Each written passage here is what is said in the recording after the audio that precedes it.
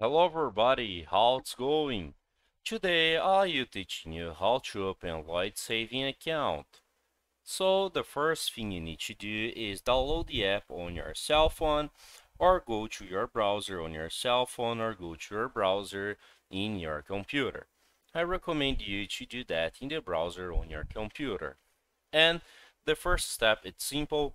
You're just searching for the exactly same of the title of that video in your searching bar. So just searching for how to open Lloyd's saving account. After that, just click to searching and you see the first option, easy access saving account, Lloyds Bank. So just click here. After that, you see that site right here, okay?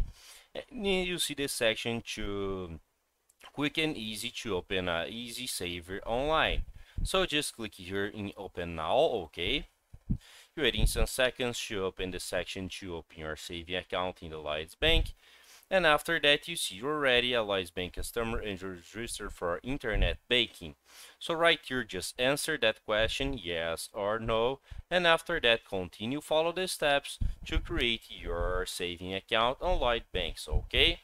So I hope I can help with this video. If you like it, don't forget to subscribe to our channel and hit the like button. See ya!